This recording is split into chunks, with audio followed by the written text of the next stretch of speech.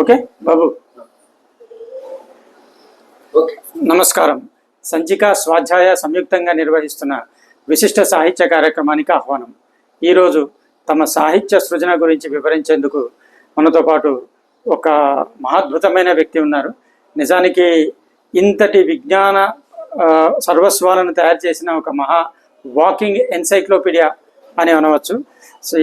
నమస్కారం అండి గుంజి వెంకటరత్నం గారు. ఇవంతా చూస్తుంటే నిజానికి ఆశ్చర్యం అనిపిస్తుంది. ఒక వ్యక్తి తన జీవిత కాలంలో ఇంత పని చేయడం సాధ్యమా అని అనిపిస్తుంది. ఈ పని సాధ్యం అవడానికి మీలో ఆ బీజం ఏ కాలంలో పడింది, ఎలా పడింది, మీ విద్యాభ్యాసం ఎలా జరిగింది, అప్పటి పరిస్థితులు వివరిస్తారా? చెప్తాను. నేను 1970లో సికేఎం కాలేజీలో లెక్చరర్గా చేయాను. మీరు ఒకేసారి 1970కి దూకారు. చెప్తాను. అంతకుముందు అసలు మా నెల్లూరు జిల్లా మైకా మైన్స్ ఏరియా, అక్కడ బిఆర్ కళాశాల నెల్లూరులో బిఏ చదివినాను. ఆ తర్వాత డైరెక్ట్గా ఎంఏకి పోలేదు. ఎందుకంటే మా నాన్నగారు వాళ్ళు, మా మామగారు వాళ్ళు కూడా, పిల్లనిచ్చిన మామగారు వాళ్ళు కూడా మైకా వ్యాపారంలో ఉన్నారు. నన్ను కూడా అట్లా తీసుకుపోయినారు. తీసుకుపోతే ఒక 2-3 ఏళ్ళే ఉన్నాయి అక్కడ.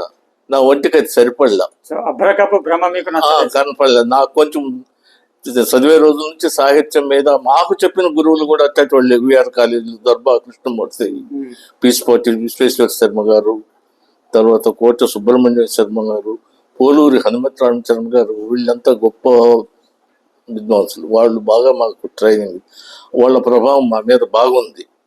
దాంతో తెలుగు సాహిత్యం మీద, దట్టు క్లాసికల్ సాహిత్యం మీద బాగా ఇంట్రెస్ట్ ఉండేది నాకు. సరే, మాకు బిజినెస్ ఉంది కాబట్టి అట్లా వాళ్ళు ఇంకా మళ్ళీ నువ్వు వేరే ఉద్యోగం చేయడం ఎందుకు, మన దగ్గర కొంతమంది ఉద్యోగులు ఉన్నారు కదా, వాళ్ళని చూసుకో సరిపోతుంది. లేకపోతే 2-3 ఏళ్లలో చేతులు కాల్చుకొని బయటపడినా నేను. చేతులు కాల్చుకుంటే నష్టాలు వచ్చినాయి నా వల్ల. నా నుంచి అది చేతులు కాల్చుకోవడం అంటే అది. ఆ తర్వాత అప్పుడు ఇది ఉండేది ఏంటి, ఎంప్లాయ్మెంట్ ఆఫీసులు ఉండేది ఉద్యోగాలకి.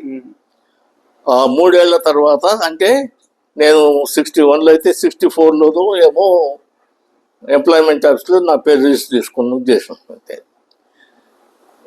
64 డిసెంబర్లో ఆజం జాహిమిల్ ఉండే ఇక్కడ. ఆజం జాహిమిల్లో రైటర్గా ఇంటర్వ్యూ వచ్చింది. 64లో వచ్చి ఇంటర్వ్యూ అయినా.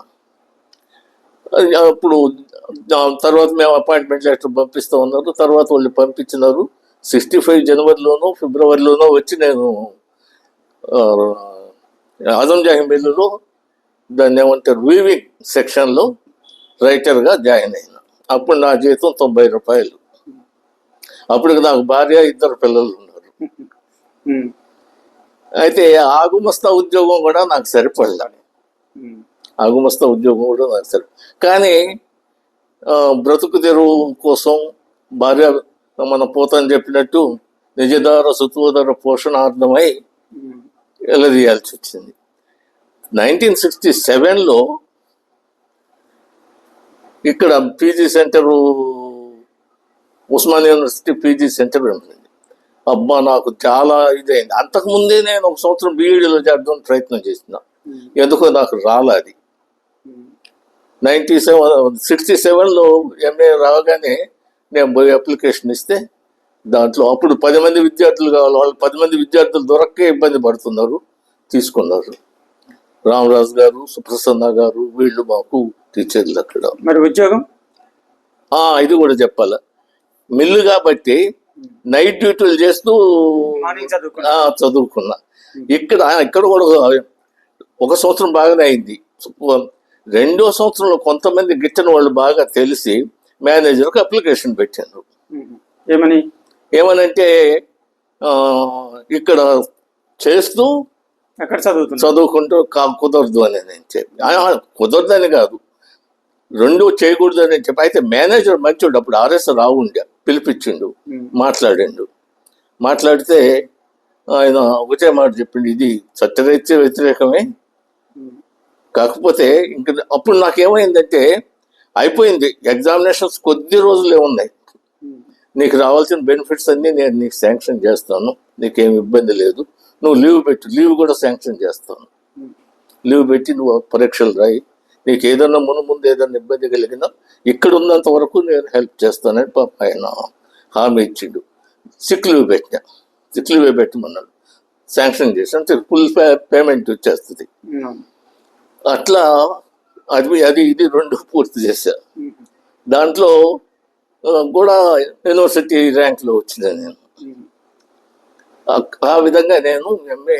అదే టైంలో తెలంగాణ మూమెంట్ వచ్చింది, అప్పుడు కొంత గ్యాప్ ఏర్పడింది. అందువల్ల జూన్ జూలైలో పడాల్సిన ఎగ్జామినేషన్స్ డిసెంబర్లో అయ్యి ఫిబ్రవరిలో రిజల్ట్స్ వచ్చినాయి. మార్చిలో సీకేఎం కాలేజ్లో ఇమీడియట్గా అపాయింట్మెంట్ అయింది. సో మిల్లు వదిలేశారు. అక్కడ లెక్చరర్గా మార్చ్ 24, 1970లో నేను లెక్చరర్గా అక్కడ జాయిన్ అయినా. కానీ మీరు మీ బాల్యము విద్యాభ్యాసం నెల్లూరులో జరిగింది కదా, సో అక్కడ ఎట్లా ఉండేవి స్కూల్స్ అప్పుడు మీ చదివేటప్పుడు? అది చెప్తాను. అది గొప్ప అనుభూతి సార్. అది కావాలి మాకు. అక్కడ గొప్ప టీచర్లు వాళ్ళు, అది కాకుండా ప్రిన్సిపాలు అంతా చెప్పాలంటే చాలా గొప్ప.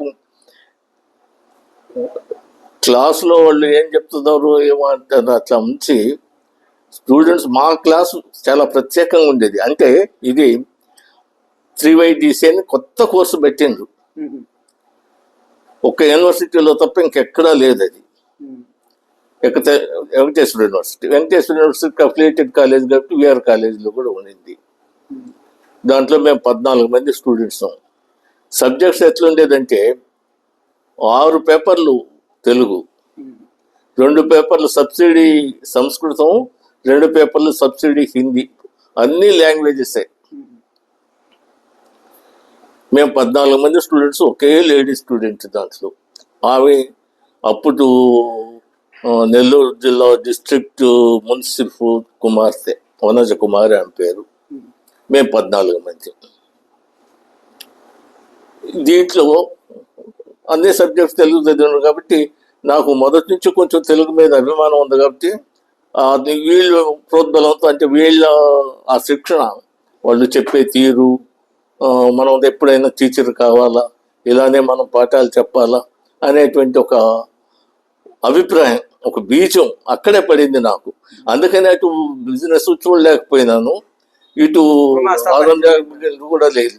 అంటే నేను కూడా అదృష్టవంతుడిని ఒక విధంగా. ఆ విధంగా అంటే 1967లో ఎంఏ పీజీ సెంటర్ ఎక్కడ రాకపోతే పరిస్థితి ఎట్లుండో తెలియదు, కానీ వచ్చింది. ఇమీడియట్గా జాయిన్ అయినాను.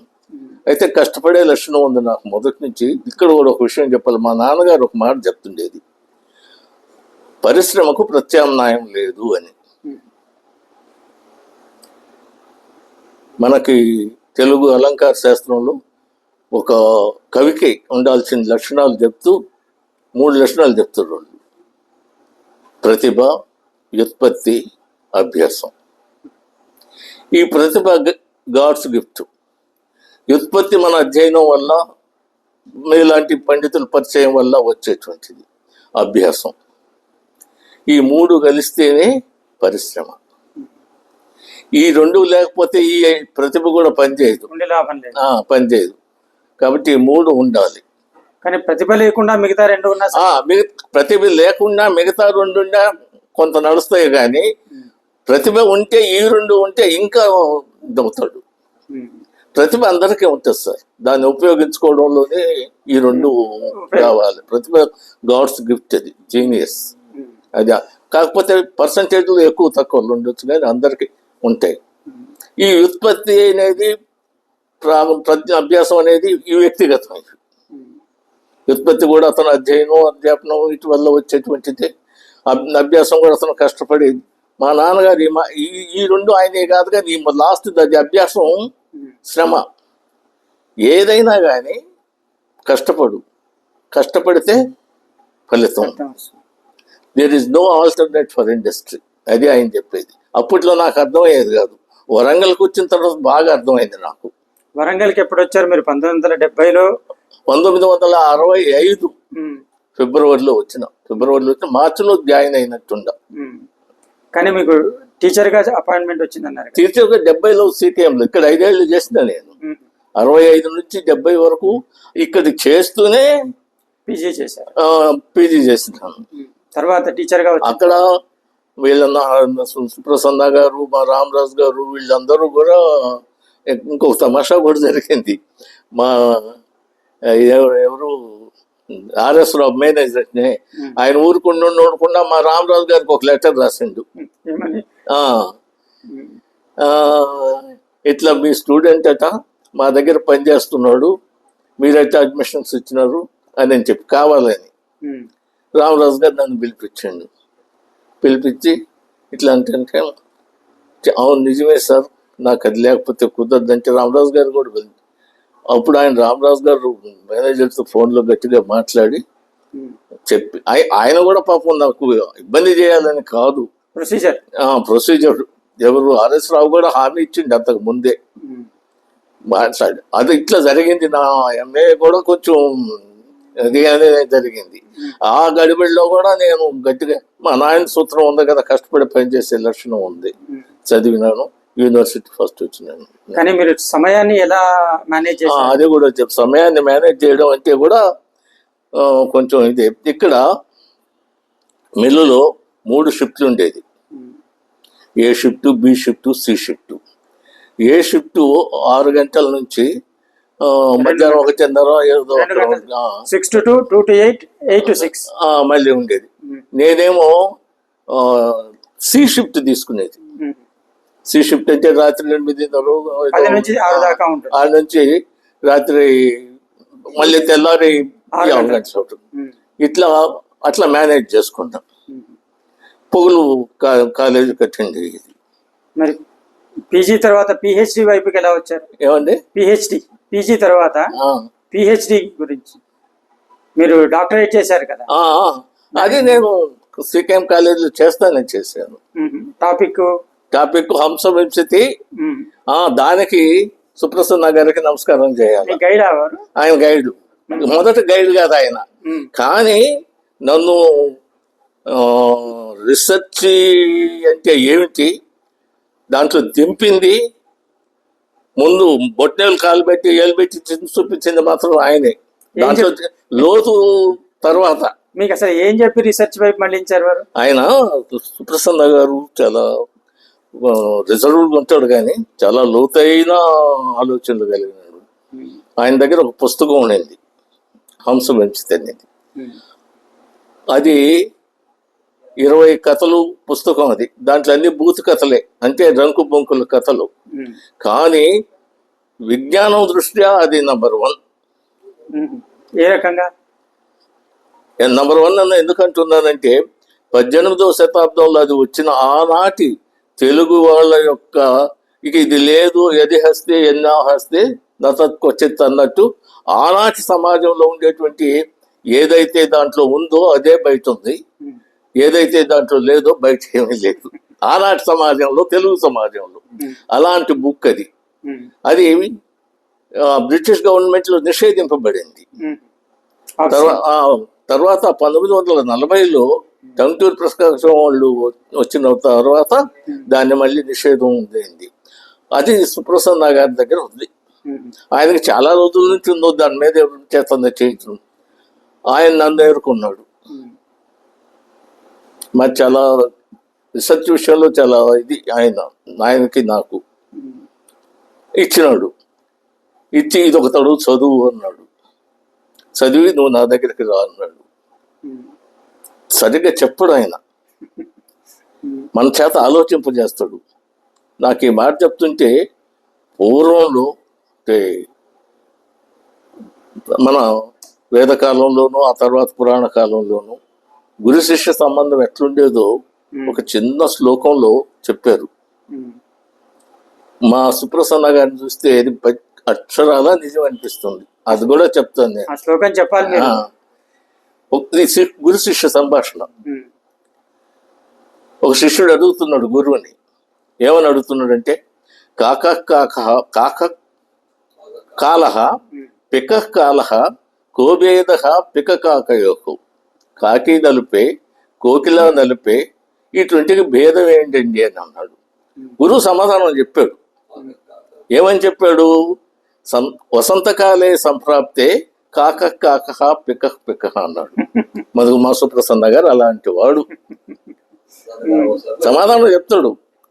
కానీ మనం దాని మీద అబ్జర్వ్ చేయాల, ఆలోచించాల. అర్థమైంది సార్? ఆ గురువు చెప్పిన దాంట్లో శిష్యుడు వసంతకాలం వచ్చిన దాకా వెయిట్ చేయాల, ప్రకృతినంతా అబ్జర్వ్ చేయాల. దీంట్లో ఎన్నో విషయాలు వాడు తెలుసుకుంటాడు. ఈ కోకిల కాకి తేడా తెలుసుకుపోయే ముందు చాలా విషయాలు తెలుసుకుంటాడు. అప్పుడు మళ్ళీ వస్తాడు గురువు దగ్గరికి.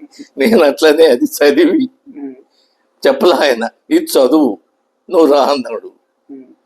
వసంతకాలే సంప్రాప్తి అన్నట్టు ఇది చదివి రా అన్నాడు. పోతే అప్పుడు చెప్పాడు, ఏమనిపిస్తుంది నీకు అని. ఏమనిపిస్తుంది సార్, చాలా విషయాలు ఉన్నాయి దీంట్లో, దీని మీద చదవమన్నారు. అయితే నాకు రీసెర్చ్ అంటే తెలియదు. ఏం రీసెర్చ్ చేయాలి సార్ దీంట్లో? రీసెర్చ్ అంటే ఎట్లుంటుందో, టాపిక్ ఎట్లుంటుందో లేదు. ముందు స్టడీస్ ఇన్ హంసవంశితే అని టాపిక్ పెట్టి నువ్వు అప్లికేషన్ పెట్టు, వాళ్ళు అక్కడ నిర్ధారిస్తారు. అక్కడ కమిటీ ఉంటుంది కదా, అట్లా ఏం చేయదలుచుకున్నావో వాళ్ళు అడుగుతారు. నేను కూడా ఉంటాను అక్కడ. మనం ఒక టాపిక్ ఆయనకు మనసులో ఉంది అంటే అక్కడికి పోయినామే. మళ్ళీ రీసెర్చ్కి పోయినా. అది చెప్పిన తర్వాత రామరాజు గారు ఉండి, చాలా మంచి పని చేస్తున్నావయ్యా, ఇది చాలా, నేను ఇప్పటికి 7 మందికి ఇచ్చినాను, 7 మంది నోరెళ్ళ పెట్టారు, ఇది నువ్వు తప్పకుండా చెయ్యి. కాకపోతే నీకు అనుభవం రావాలంటే ముందు విజ్ఞాన సర్వస్వ లక్షణాల జోలికి పోబాకు, దాంట్లో ఉండే సమకాలీన జీవితం మీద ఒక థీసిస్ సబ్మిట్ చేయి, ఆ తర్వాత ఇంకా లోతుకు పోవచ్చు అని ఆయన అన్నాడు. సుప్రసన్న గారి సైజు వస్తే ఇట్లా అన్నాడు. అంటే సరే అన్నాడు. సరేనని ఒప్పుకున్నాం. అప్పుడు దాంట్లో దీని ఒక ఆయన ఉండే కుమార్ అని ఇంగ్లీష్ ప్రొఫెసర్, దాన్ని ఇంగ్లీష్లో ఒక టాపిక్ ఇచ్చాడు, the contemporary life as depicted in Hamsavimsati. అంటే హంసవింశతి సమకాలీన జీవన విధానం. అది చేసినాను. అది చేసి అయిపోయిన అమ్మాయిన దానికి అది ఉస్మానియా యూనివర్సిటీ, అప్పటికి ఇంకా కాకతీయ యూనివర్సిటీ ఏర్పడలేదు. ఉస్మానియా యూనివర్సిటీలో ఫస్ట్ టైం పెట్టింది అది ఎంలిట్. ఫస్ట్ బ్యాచ్ నేనే, లాస్ట్ బ్యాచ్ కూడా నేనే. ఆ తర్వాత ఎంఫిల్ అయింది అది, ఇంకొక ఎంలిట్ లేరు. సో ఉస్మానియాలో ఏకాక ఎంలిట్ మీరు. ఆ తర్వాత అది ఎంఫిల్ అయింది. సో ఇంతకీ మీకు హంసవింశతి మొదటిసారి చదివించినప్పుడు ఏమనిపించింది? నేను చెప్పాను కదా సుప్రసన్న గారితో, గందరగోళంగా అనిపించింది నిజానికి. ఎందుకంటే దాంట్లో తెలుగు వాళ్ళ జీవితంలో ఏమేమి ఉన్నాయో అన్నీ ఉన్నాయి సార్. అంటే తిండి తిప్పలు ఉన్నది, వస్త్రధారణ ఉన్నది, ఆచారాలు వ్యవహారాలు ఉన్నాయి, ఈ మెడికల్ సైన్సెస్ ఉన్నాయి, నమ్మకాలు ఉన్నాయి, శిల్పం ఉంది, జ్యోతిషం ఉంది, ఇవన్నీ ఉన్నాయి దాంట్లో. మేకల పెంపకం, గొర్రెల పెంపకం, పాడి పరిశ్రమలు, కుండలు చేసేది, ఒకటనే చెప్పాలి, ఏది లేదు దాంట్లో. 20 కథల్లో 20 కులాలను తీసుకొని వాళ్ళ వృత్తులు, వాళ్ళ యొక్క జీవిత విధానం ఎంత చెప్పాడా. నిజంగా అయ్యలరాజు నారాయణ మచ్చుడు కూడా అది ఆయన చేయకపోతే ఈరోజు అది రికార్డు. ఎక్కడ దొరకాలి మనకి? నాకే దొరకలేదు. మీరు దాంట్లో హంసవింశతిలో రామరాజు గారి మెచ్చుకోలు అని ఒకటి ఉంది, చదవండి అది. దాంట్లో ఆయన ఏమంటాడంటే, నేనే చదివి వినిపిస్తాను. నన్ను చదివి వినిపించమంటారా? ఇప్పుడే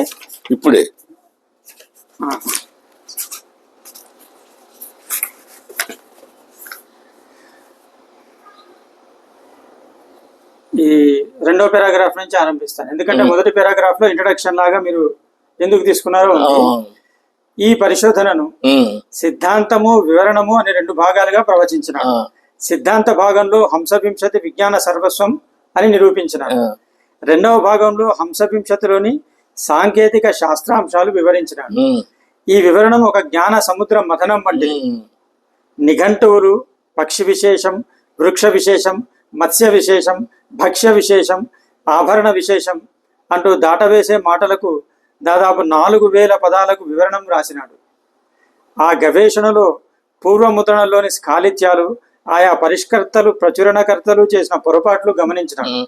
విరూపాలకు స్వరూపాలు ఆవిష్కరించినాడు. బాగుంది. విరూపాలకు స్వరూపాలు ఆవిష్కరించినాడు. అచ్చు తప్పులో అర్థం లేనివి అనుకున్న చాలా మాటలు ఈనాడు ప్రాణవంతములై మన ఎదుట సాక్షాత్కరిస్తున్నాయంటే వెంకటరత్నం ఎంత కృషి చేసినాడో ఊహించవచ్చు. వెంకటరత్నం సంపాదించుకున్న పిహెచ్డి చాలా విలువైనది. మణినా వలయం వలయేన మణి అన్నట్లు పరస్పరం శోభ. ఇంత గొప్ప కృషి చేసిన శ్రీ వెంకటరత్నం మనసారా అభినందిస్తున్నాను. ఇతోధిక యశ ప్రభావాలు కలగవాలని భగవంతుడిని ప్రార్థిస్తాను. మేము మా జనరేషన్ తరఫున, మా తరం తరఫున బహు కృతజ్ఞతలు, ధన్యవాదాలు. నా కాదు, ఈ క్రెడిట్ అంతా మా సుప్రసన్న గారికి పోవాలా. ఆయన ఆ ట్విస్ట్ చేయకపోతే అది అట్లా రాకపోను. నిజంగా సిద్ధాంతం అంటే సిద్ధాంత ప్రకరణం రాస్తే సరిపోయి ఉండేది, కానీ అట్లా చేయించలేదు. 2 ప్రకరణాలు పెట్టడంలో సుప్రసన్న గారి ఇంట్రెస్టే. మరి దీనికి మ్యాటర్ ఎలా సంపాదించారు? అది చెప్తా. అది చాలా పెద్ద, అది ఒక ఫీల్డ్ వర్క్. అసలు రీసెర్చ్ లో ఒక విద్యార్థిని ఎట్లా మోల్డ్ చేయాలనేది సుప్రసన్న గారు చెప్పినంత ఇదిగా నాకు మిగతా వాళ్ళల్లో కనపడలేదు. ఇది ఈ విధంగా రావడానికి రామరాజు గారు దాన్ని చూసిన మెచ్చుకోలేదు ఉంది, కానీ దాని వెనక ఉండే కృషి అంతా ఆయనది. అంటే గైడ్ చేయడు. సరే, పరిశ్రమ నాది. ఆయన చెప్తేనే కదా నేను చేసింది. అంతే కదా, కృష్ణుడు లేకపోతే అర్జునుడు ఎక్కడ? అదే ఆయన వలయన మనిషి మనిషి వలయ అనేది పరస్పర శోభ ఆయనకి నాకు. సరే, చెప్తాను. ఇది అది అయిపోయేటప్పటికి నాకు కూడా కొంత అవగాహన ఏర్పడింది. పిహెచ్డి ఇంటర్వ్యూ పోయినప్పుడు ఇక టాపిక్ అప్పటికే సెటిల్ అయిపోయింది. హంసవంశతి విజ్ఞాన సర్వస్వ లక్షణాలు అనేది తెలుగులో. అదే ఆయన ప్రొఫెసర్ కుమార్ ఉండేవాడు కాబట్టి అది ప్రతి ఇంగ్లీష్లో ఇచ్చేవాడు. హంసవంశతి ఇట్స్ ఎన్సైక్లోపీడిక్ నేచర్. కాదు, అసలు విజ్ఞాన సర్వస్వ లక్షణాలు ఎలా నిర్వచిస్తారు? చెప్తాను. విజ్ఞాన సర్వస్వ లక్షణాలు ఎలా నిర్వహిస్తామంటే, అసలు జ్ఞానము విజ్ఞానం అనే దానికి కూడా తేడా తెలియాలి. మనం సామాన్యంగా జ్ఞానము విజ్ఞానము 2 ఒకే విధంగా వాడతాం. జ్ఞానానికి విజ్ఞానానికి ఫండమెంటల్ గా చాలా తేడా ఉంది. జ్ఞానము అంటే ఎరుక మాత్రమే. అంటే ఒక వస్తువును మనం చూసినప్పుడు కలిగేటువంటి ఎరుక జ్ఞానం. దానికి సంబంధించిన సమాచారం అంతా, ఇప్పుడు ఒక పక్షిని చూసాము, అదేదో ఒక పక్షి ఒక పెట్ట అనుకున్నాం, అది జ్ఞానం. ఇక అది ఏ జాతి పెట్ట, ఎప్పుడు గుడ్లు పెడుతుంది, ఎంతకాలం బతుకుతుంది, వలస పక్ష, స్థానిక పక్ష, ఎక్కడ నివసిస్తుంది, ఏ ప్రాంతాల్లో ఎక్కువగా ఉంటుంది, దీనికి సమాచారం అంతా కూడా దానికి సంబంధించిన విజ్ఞానం. అది ముందు మనం దీంట్లో ముందు అదే చేసిన నేను. ఇక ఆ తర్వాత ప్రతిదానికి ఈ విధంగా. అయితే దీంట్లో ఈ హంసంలో వచ్చిన చిక్కేందంటే, వృత్తి పదాలు ఇవి ఉన్నాయి కాబట్టి ఏ మనకి రెఫరెన్స్ బుక్స్ లో దొరికే మ్యాటర్ కాదు ఇది.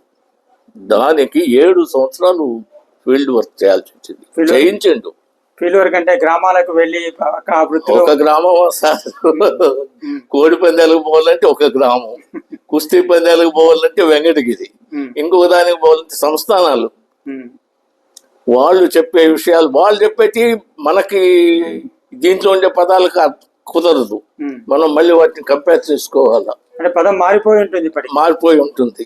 వాళ్ళు చెప్పే విధానం బట్టి ఇది అని చెప్పి అట్లా 7 సంవత్సరాలు కృషి చేస్తే అది తయారైంది. కానీ మీరు ఇప్పుడు ఆరంభంలో అన్నారు హంసవింశతి ఒక శృంగార ప్రాధాన్యమైన కావ్యంలాగా కనిపిస్తుంది. కనిపించడం కాదు, ఉండేదే మ్యాటర్ అదే. దాంట్లో ఇదే సబ్సిడరీ, అది కథల పుస్తకమే.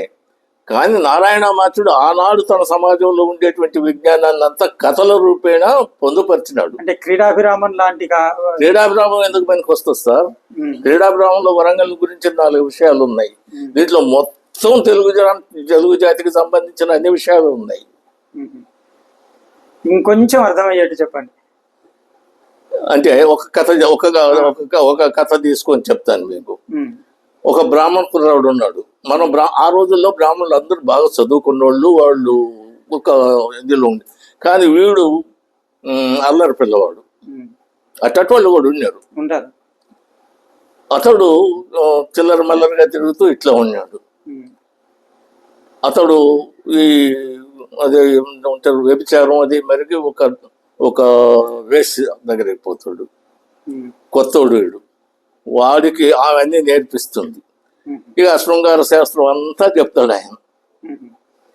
ఓకే. బంధాలు, రథక్షతాలు, ముఖక్షతాలు, బంధాలు ఇవన్నీ చెప్తాడు. అంటే ఆ ఇన్సిడెంట్ ని బట్టి ఇతను రోజు ఇతను మళ్ళీ దేశాటనం పోతాడు. దేశాటనం పోతుంటే ఒక అడవి వస్తుంది. ఆ అడవిలో ఉండే చెట్లన్నీ చెప్తాడు వరుసగా. అందులో 3 రకాలుగా చెప్తాడు: పెద్ద చెట్లు, మోకులు, పొదలు, తీగలు, ఇట్లా అన్ని శిశుపద్యాల్లోనే చెప్పేస్తాడు. ఇక ఇట్లా ఇంకొక కథ, ఇప్పుడు పద్మశాలీల కథ ఉందనుకోండి, బట్టలు నేయడం, వాళ్ళ యొక్క పరికరాలు, మగ్గము, కండ్యులు అన్నీ చెప్తాడు. ఇక్కడ ఇంకొక ఇబ్బంది కూడా ఉంది. దాంట్లో ఉండేటువంటి ఆరోపణలు ఎన్నుకోవడంలో కూడా మన ఇబ్బంది ఉంది. అదే రామరాజు రాసింది. ఈ జనవాడుకలో పడి మారిపోయి ఉన్నాయి. అవును, పద్ధతులన్నీ మారిపోయి. అట్లా ఎంత అవి ఆ మగ్గం అవన్నీ ఎక్కడ దొరకాలా? వాడు పట్టుకోవాలి పోయి. సరికొండ అన్నాడు. సరికొండ ఏ డిక్షనరీలో దొరకదు. ఎవరు మేబోటాళ్ళు అడిగిన ఎవరు చెప్పలేరు. అసలు సరికొండ పదం ఇప్పుడు వింటున్నాను. వాడి దగ్గరికి పోతే సరికొండ అంటే ఏదో చెప్తాడు. ఇంతకీ ఏమిటి సరికొండ అంటే? సరికొండ అంటే వాడు ఈ కండ్యులు ఉంటాయి కదా, అవి గంజిలో నానబెట్టకుండా దాంట్లో వేస్తాడు. అవి తీసి ఆరబెట్టి అవి అడుగుతాడు. అది సరికొండ. అయితే ఇప్పుడు మనం ఒక సమకాలీన సమాజం దృష్టిలో మాట్లాడుకుందాం. మరి దీని లోపల ఇప్పుడు మన సమాజంలో ఉన్నట్టు అంటరానితనం కానీ, కులాల వ్యత్యాసం కానీ, ద్వేష భావనలు కానీ ఆ కాలంలో ఉన్నట్టేమన్నా మనకి దీనిలో ఉందా? ఇప్పుడు మీరు ఎన్ని కులాలు, ఇన్ని వృత్తులు ఇవన్నీ చెప్తున్నారు. మరి ఆ కాలంలో ఎక్కడైనా మీకు ఒక హింట్ అయినా, సూక్ష్మంగా అయినా ఈ ద్వేష భావనలు కానీ, కులాల మధ్య ఒక అంటరానితనం ఉండేదని కానీ ఎక్కడన్నా ప్రదర్శించారా? అంటే నేను ఆ దృష్టితో చేయలేదు కదా. సో ఆ దృష్టితో చూస్తే కనిపిస్తుంది అంతే కదా. కదా, నాకు అదే అనిపిస్తుంది. నేను ఆ దృష్టితో చూడలేదు కదా. ఇప్పుడు కోడి పందాలు లేకపోతే కోడి పందాల గురించి అడిగినా వాడు కోడి పందాల గురించే చెప్తాడు. బాపున విద్యార్థులు కాదు, పండితుల దగ్గరికి పోతే వాళ్ళకి కావాల్సిన అంశాలు అడిగితే వాళ్ళు చెప్తారు, చెప్పినారు. అవే నోట్ చేసుకున్నా. కుస్తీ పట్ల వాళ్ళ దగ్గరికి పోతే అక్కడ అదేనైపోయా. ఇక మరి కుల వ్యత్యాసాలు మనకు ఎక్కడ వస్తాయి? నా సర్వేలు రాలేదు. కావ్యంలో కూడా ఎక్కడ అటువంటి ఛాయలు పోకడలు? కావ్యంలో కూడా కుల వ్యత్యాసాలు ఆ విషయంలో ఏమీ లేవు సార్. వాడు వృత్తులు, వృత్తి పరికరాలు ఇది చెప్పాడు అంతేగాని ఆయన బ్రాహ్మణుడే శ్రీరాముడికి అంకితం చేశాడు. అది రంకు బొంకుల కథ అయినా కానీ పద్ధతిగానే ఉంటుంది.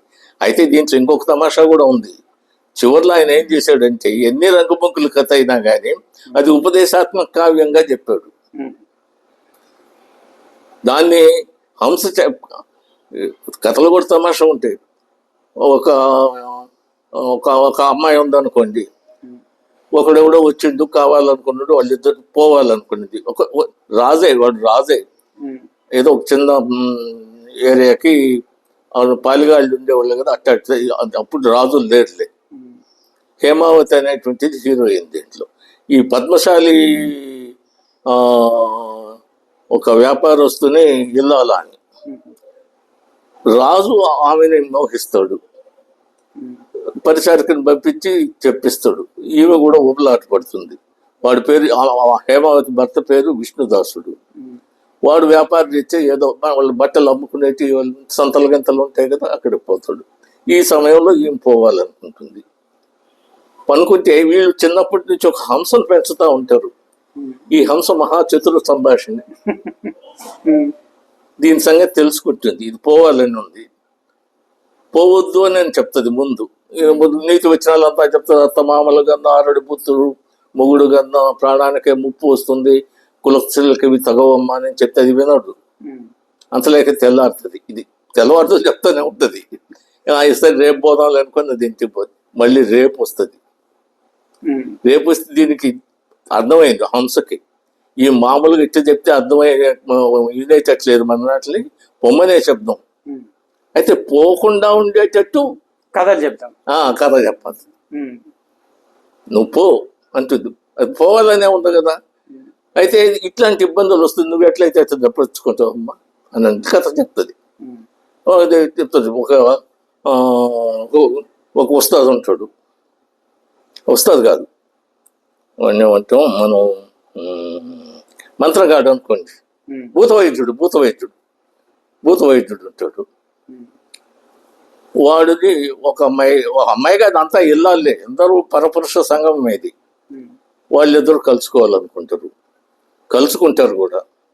వీడు భూత వైద్యుడు పోయేట బయటకు పోతాడు కదా, భూత వైద్యుడు చేసేటప్పటికి వాడి భార్యకి ఇంకొకడు వస్తాడు. అర్థమవుతుందా సార్? వీడేమో భూతాలను పారదోలేదానికి పోయాడు, పరువు వేరే ఊరికి పోయాడు. ఈ టైంలో వీడి భార్యకి ఇంకొకటి తగిలినాడు. వీడు వచ్చి వీళ్ళిద్దరు సంగమిస్తా ఉన్నారు. వాడు వచ్చి తలుపు తట్టాడు. కథ చెప్తుంది ఇది. వాడు వచ్చి తలుపు తట్టాడు. ఇది ఎట్లా తప్పించుకోవాలమ్మా హంస అడుగుతుంది హేమావతిని. ఏమో ఎట్లా తప్పించుకుంటాడే, అమ్మో అంటుంది. మరి ఎట్లా, నువ్వు పోతే రేపు నీకు ఇదే జరిగితే నువ్వేం చేస్తావు? అవును, ఏం చేయాలా చెప్పు, నువ్వే చెప్పంటారు. నీకు ఇట్లా అర్థమైంది. తెల్లారుతుంది, అది భయపడిపోతుంది. సో మీరు ఈ ముందు ఒక భాగం అంతా వివరణ ఇచ్చి తర్వాత ఒక విజ్ఞాన సర్వస్వం లాగా పదము దాని గురించి ఇచ్చాడు. ఇప్పుడు ఘృతము అంటే సామాన్య అర్థం నెయ్యి, కానీ ఆయుర్వేద వైద్యాన్ని ఇలా ఇచ్చుకుంటూ వచ్చేసారు మొత్తం మీ పిహెచ్డి థీసిస్ లో. బెగ్గోలు, ఎగ్గోలు, ఎగ్గోగిల species of wild fowl. So ఇవన్నిటికీ మీరు చాలా భయంకరమైన రిఫరెన్సులు, ఎంతో ఇది అయి ఉండాలి కదా. మరి ఉద్యోగం చేస్తూ ఈ పని ఎలా చేయగలిగారు? ఇది జిఎన్ రెడ్డి గారికి కూడా డౌటే వచ్చింది. ఆయన అడ్జుడికేటర్, దాదాపు 2.5 సంవత్సరం దాన్ని ఇది చేయకుండా పెట్టిండు. 2.5 సంవత్సరం. ఈ జిఎన్ రెడ్డి నేను అప్పుడు ఇంటర్వ్యూలకు పోయిస్తా ఉండేది. అయినప్పుడల్లా ఇదే ప్రస్తావన తెచ్చేది. ఇవన్నీ ఇప్పుడు నువ్వు అడిగినట్టు ఇవన్నీ రాసినావు కదా, ఇవన్నీ నీకు ఎట్లా దొరికినాయి, నువ్వు ఎట్లా చేసినావు, నీకు ఏం అథారిటీ ఉంది ఇవన్నీ చెప్పేదానికి? ఇప్పుడు చేపల్లో రకాలు చెప్తావు, నీకు ఎట్లా? ఇప్పుడు నేను అడగబోతుంది అదే. మీరు ఇక్కడ భూపాల రాగం, భైరవి రాగంలో స్త్రీ రాగాలు అవి పర్వాలేదు సార్, వేదాలు అవి ఇబ్బంది లేదు.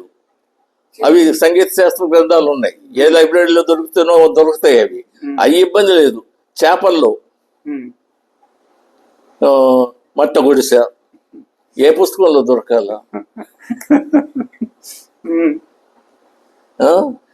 కోడి పుంజుల్లో కాకిడేగ ఎక్కడ దొరకాల? కాకిడేగ, నెమలి ఒక పుంజు పేరు. 5 జాతులు ఉంటాయి. కాకిడేగ, నెమలి, ఇంకేదో 5 జాతులు ఉన్నాయి. ఇవి ఏ పుస్తకాలలో దొరకవు. ఈ ఇబ్బంది, వీటికే ఫీల్డ్ వర్క్ కావాలా. కుస్తీ పట్లు అయితే కుస్తీ పట్లు ఒకటి ఉందన్నారు కానీ అది నాకు దొరకల. మరి వాటి కోసం మల్ల యుద్ధశాలకు వెళ్ళి ఈ సంస్థానాలు తిరిగిందంత, వెగదిగిరి సంస్థానాలు వాటికి తిరిగిందంతా అవే, వాటి కోసమే.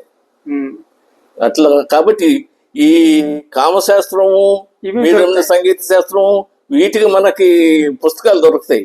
అవి లైబ్రరీలో కూర్చొని చేయొచ్చు. కానీ సంగీత శాస్త్రం కూడా అనుభవించకుండా మనం ఎలా రాస్తాము? చదవకుండా ఎట్లా రాస్తాం?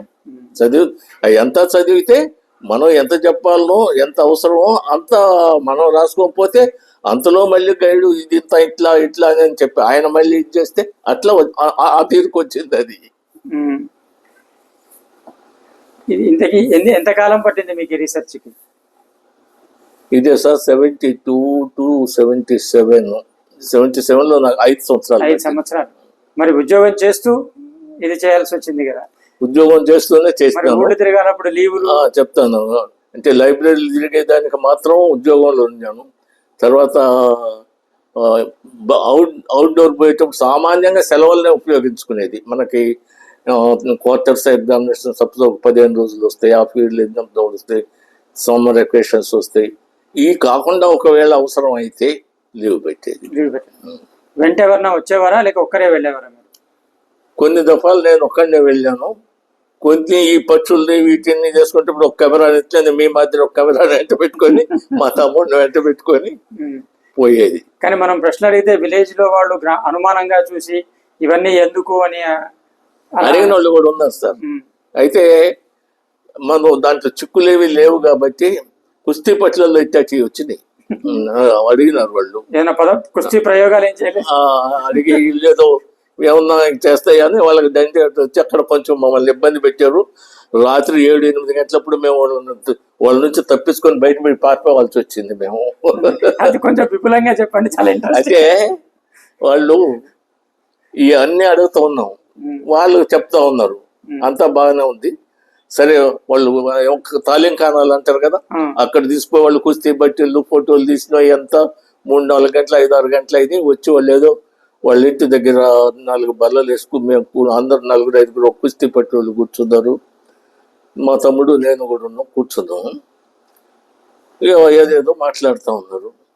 మాట్లాడుతూ ఉంటే ఇదే ఇట్లనే మీరు ఎన్ని ఎందుకు చేస్తున్నారు, ఏం చేస్తారు, ఎట్లా చేస్తారంటే ఇట్లనే చెప్తే వాళ్ళు నమ్మకం కలగల. నమ్మకం కలగకుండా మీరు రాత్రికి ఇక్కడ ఉండండి, పొద్దున బోదురు అని అన్నారు. మాకు కొంచెం డౌట్ వచ్చింది.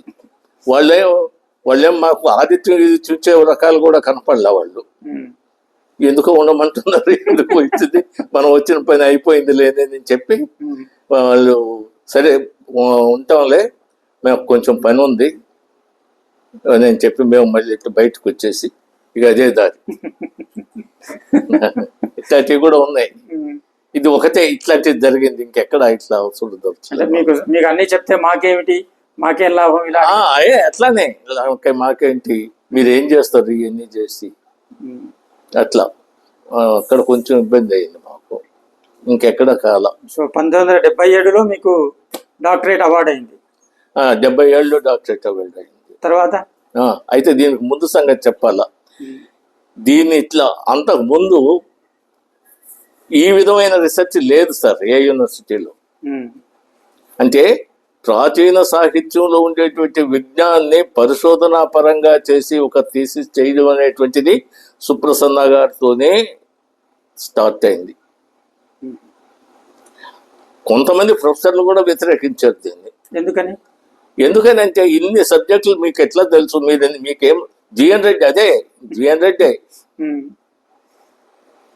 పబ్లిక్ అని అడిగేవాడు ఆయన.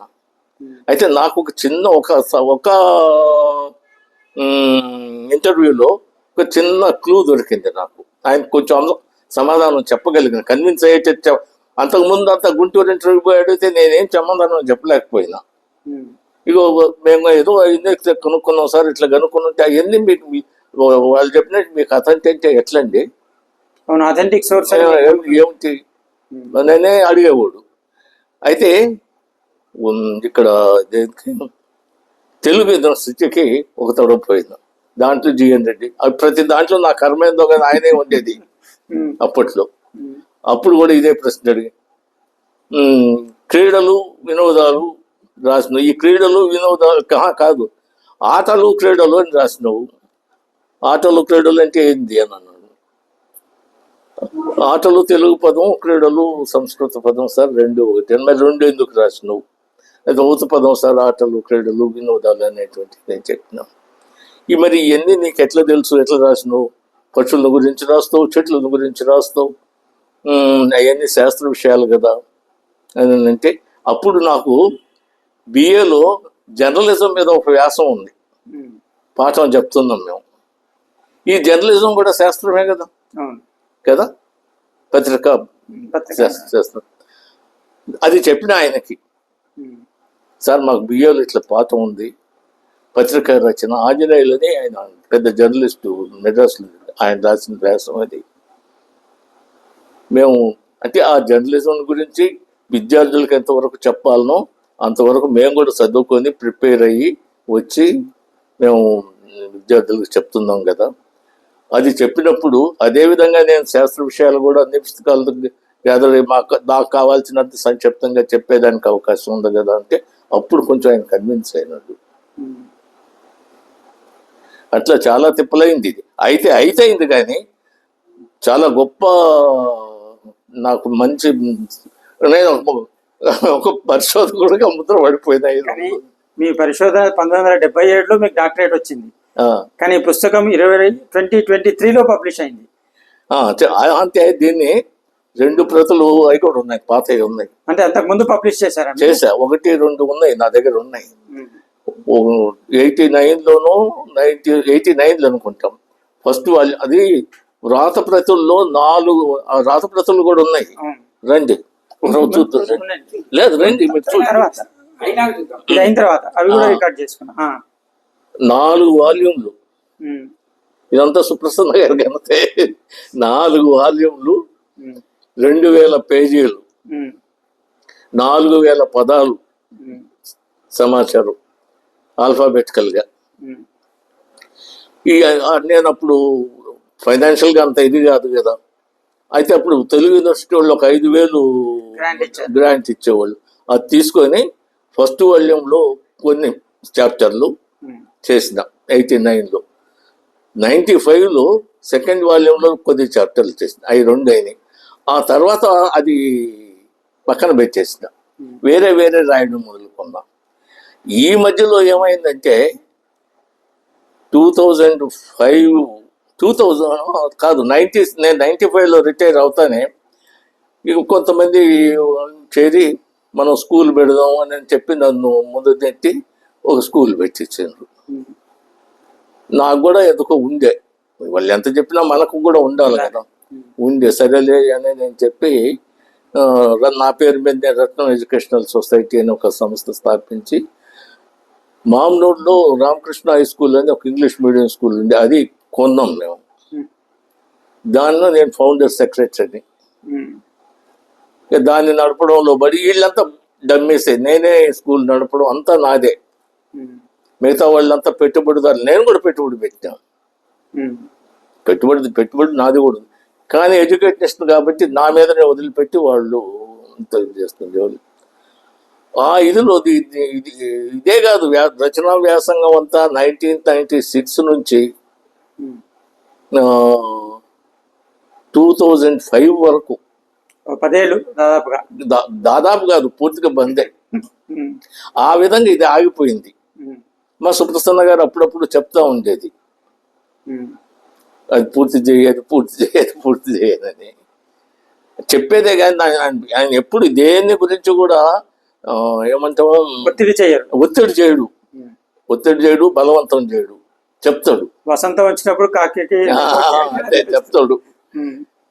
ఇంకా మనమే అయితే నాకు అప్పుడు అది ఒత్తిడి పని సార్, ఆ స్కూల్ నడపడం అంటే. అట్లా అయితే అది నా అదృష్టం బాగుండో, మా పెట్టుబడిదారుల అదృష్టం, అది మరీ బాగా ఫ్లరిష్ అయిపోయింది. ఫ్లరిష్ అయ్యేటప్పుడు మా వాళ్ళందరికీ కొంచెం వచ్చేసి కొద్దిగా ఇదైంది. సరే ఇట్లా ఎందుకు లేదు, నాకు కూడా ఇది నాకు తగవైంది కాదులే అనిపింది. నేను బయటకు పోదాం అనుకుంటున్నాను. నేను బయటకు పోతానంటే వాళ్ళు ఇంకొకరిని ఎవరినైనా పెట్టుకొని నడపొచ్చులే, లేకపోతే మనమే నడుపుకుందాం లేదు ఏదో అనుకున్నారు. ఏమో మొత్తానికి నా డబ్బులు నాకు ఇచ్చేసి లాభాలతో కూడా నన్ను బయటకు పంపించారు. ఆ తర్వాత వాళ్ళు కొత్త వాళ్ళని చేర్చుకొని వాళ్ళు నడిపిండ్రు. అయితే అదే సమయంలో నా పెద్ద కొడుకు ఒక ఇబ్బంది వచ్చింది.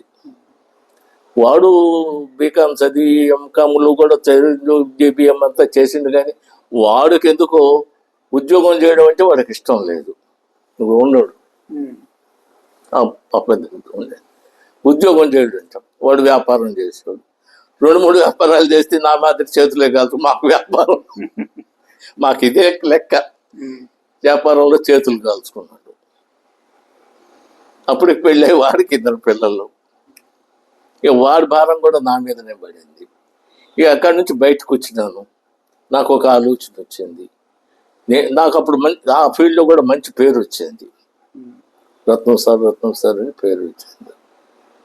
మనం ఒక స్కూల్ స్టార్ట్ చేద్దాం సొంతంగా, ఏదో నేను చేయగలిగిన రోజులు చేస్తాను, తర్వాత వాడెట్ట ఖాళీగా ఉన్నాడు కదా, వాడికి పనికి వస్తుందని నేను చెప్పి నేనే ఆలోచన చేసి మా వాడు అప్పుడు నా దగ్గర లేడు, నెల్లూరులో ఉన్నాడు. నెల్లూరులో ఈ కూలర్ల వ్యాపారం చేస్తా ఉన్నాడు. అందులో కూడా వాడికి ఏమీ కలిసి రాలేదు. వాడిని పిలిపించి ఈ స్కూలు 2000లో రత్నం హై స్కూల్ అని నా పేరు మీదనే పెట్టినాం. 2000 to 2005 వరకు నడిపిన. ఆ తర్వాత వాడిని అప్పుడు ట్రైనింగ్ చేసిన మా పెద్ద అబ్బాయిని వాడికి ఇచ్చేసా. ఇక 2005 నుంచే నా రచన వ్యాసంగం స్టార్ట్ అయింది సార్. అది కూడా అప్పుడు కూడా అది తీసుకోవాలా. రామరాజు గారు ఒక మాట అంటున్నాడు, రత్నం నువ్వు ఇంత పని చేస్తా ఉన్నావు, నీకు వరంగల్ ఒక మంచి జీవితాన్ని ఇచ్చింది, వరంగల్ విజ్ఞాన సర్వస్వం తయారు చేసి దాని రుణం తీర్చుకోవయ్యా అని అంటుండేవాడు. ఎక్కడ మీటింగ్ పెట్టినా ఈ మాట అంటుండేవాడు. అయితే మా కాలేజ్ ప్రిన్సిపాల్ కూడా దీని మీద ఇంట్రెస్ట్ చూపించండు.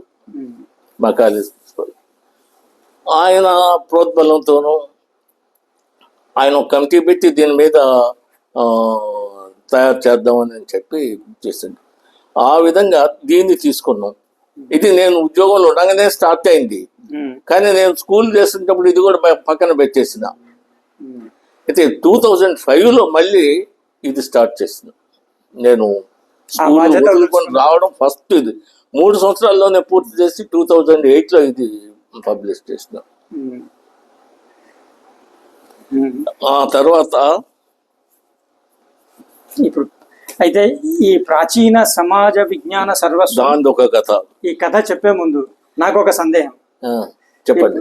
ఇప్పుడు సురవరం ప్రతాపరెడ్డి గారు కూడా ఒక మాట అన్నారు, మన ప్రాచీన గ్రంథాలు కావ్యాలు వీటి లోపల మన సామాజిక జీవనం కనిపిస్తుందని. సో మీకు అక్కడి నుంచి ప్రేరణ వచ్చిందా, లేక దానికి మీరు ఈ ప్రాచీన సమాజ విజ్ఞాన సర్వస్వం తయారు చేయడంలో మీకు ప్రేరణ ఎటు వచ్చింది? ప్రేరణ అంటే చెప్తాను.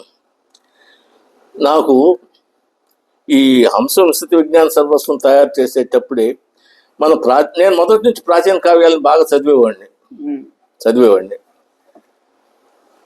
ఈ హంస విస్తృతిలో ఇంత విజ్ఞానం ఉంది కదా, ఇక మహాభారతంలో ఎంత ఉండాలి, అట్లా మిగతా కావ్యాల్లో ఏమేమి ఉన్నది అనేటువంటిది ఒక ఆలోచన. కొన్ని ఫండమెంటల్గా నేను చదువుకున్నా కాబట్టి ఆ దృష్టి ఉంది. అది కూడా మా సుప్రసన్న గారు వేసిన బీజమే. అది ఎందుకు అట్లా అయిపోయింది, ఏది చూసినా నేను పరిశోధన దృష్టితోనే కొత్త కోణంతోనే చూస్తా. అది కూడా ఎంతవరకు సమాజానికి అప్లై అవుతుందో కూడా చూస్తా. అదే దృష్టితో చూస్తా. అందుకనే మీకు ఇందాక చెప్పిన దృష్టి నాకు లేదు. ఒక్కలో వ్యవస్థలో వచ్చినటువంటి ఆ దృష్టి లేదు, ఇదే దృష్టి ఉంటుందా? అంటే ఆ దృష్టితో ఏదైనా పరిశోధన జరిగితే ఉంటది, రావాలి తప్పకుండా. అప్పుడు ఏం జరిగిందంటే, అయితే అప్పుడు ఈ 2008లో ఇది అయింది కదా. అయిన తర్వాత జానపద విజ్ఞాన పీఠం కాదు, తెలుగు అకాడమీ హైదరాబాద్ వాళ్ళు పిలిచి, నువ్వు ఈ ప్రాచీన సమాజంలో ఉండేటువంటి విజ్ఞానాన్ని ఒక ఇదిగా తయారు చేయరాదా అని చెప్పి, అప్పుడు యాదగిరి గారు డైరెక్టర్ ఉండేది అన్నాడు. నాకు చాలా సంతోషం. నేను అదే ఇదిలో ఉండా. అప్పుడు ఇట్లా వెతికితే నాకు 5 అంటే అన్నిట్లో ఉంటుంది కొద్దో గొప్ప, కానీ బాగా విజ్ఞాన సర్వస్వ లక్షణాలు ఉన్న కావ్యాలుగా ఒక 5 ఎంచుకున్నాను నేను. మిగతా వాటిల్లో లేవని అర్థం కాదు సార్. మీరు ఈ 5 కావ్యాలకు పరిమితం 5 కావ్యాలకు పరిమితం. అది పండితారాజ్ చరిత్ర, సింహాసన ద్వాత్రింశిక, శుక సప్తతి, హంసవింశతి, వాణి విలాస్ వనవాల్మి. ఇక్కడ ఇంకొక ప్రశ్న వేయచ్చు మీరు, మరి పండితారాజ్ చరిత్ర ముందుకే మహాభారతం ఉంది కదా, దాన్ని ఎందుకు తీసుకోలేదు అనేది ఇక్కడ ప్రశ్న వేయాల. మీరు వేసినారు అనుకోండి, దానికి కారణం ఉంది. అప్పటికే నేను మహాభారతం మీద కొంచెం ప్రణాళిక సిద్ధం చేసుకుంటుండా, కానీ ధైర్యం చాలా, దాన్ని చేసేదానికి ధైర్యం చాలా. కొన్ని ప్రణాళికలు మాత్రం ఏమేమి ఉన్నాయి, ఎట్లా చేయొచ్చు దీన్ని అనేటువంటిది ఒక స్థూలంగా ఒక ఐడియా వేసుకుంటా ఉండా. నాకు ఇది ఒక వరం లాగా అనిపించింది. ఇది కానీ చేస్తే దానికి బేస్ కొంచెం ధైర్యం వస్తుంది అని చెప్పి తెలుగు యూనివర్సిటీ వాళ్ళు అడిగితే, దీనికి రవా శ్రీహర్ గారు ఎడిటరు. అప్పుడు ఇదే చెప్తున్నాం, ఇట్లా ఉంది సార్, ఇవి చేసి ఇవ్వమంటే, అయితే ఆయన కూడా ఎవరు మన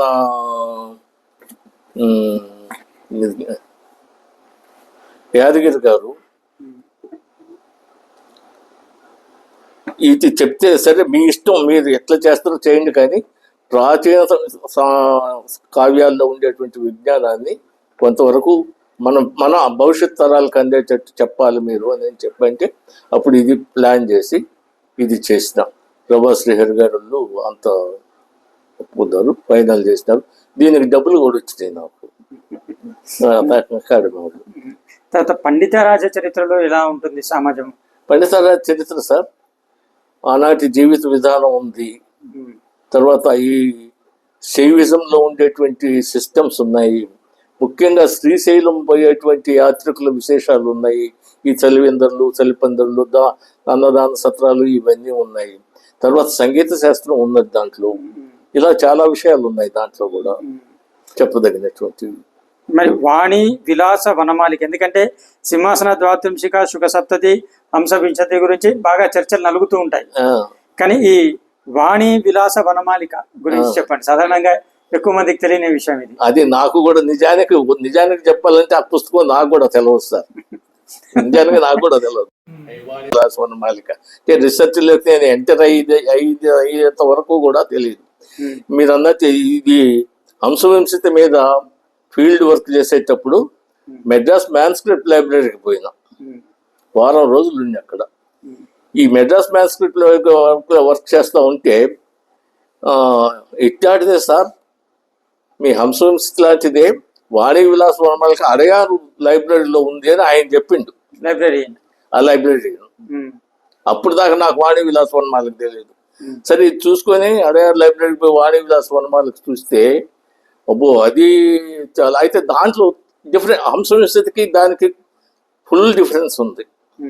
హంసవింశతి సామాజిక శాస్త్రం మీదనే వృత్తి ప్రకారం. వాణి విలాస పేరు ఎట్లుంది, వాణి విలాస వనమాలికది. ఈ వనమాలికలోనే వైష్ణవ తత్వం ఉన్నది. ఆ వైష్ణవ మత విశేషాలకు సంబంధించినటువంటి ఒక విజ్ఞానం. వాణి అంటే సరస్వతి దేవి, సరస్వతి.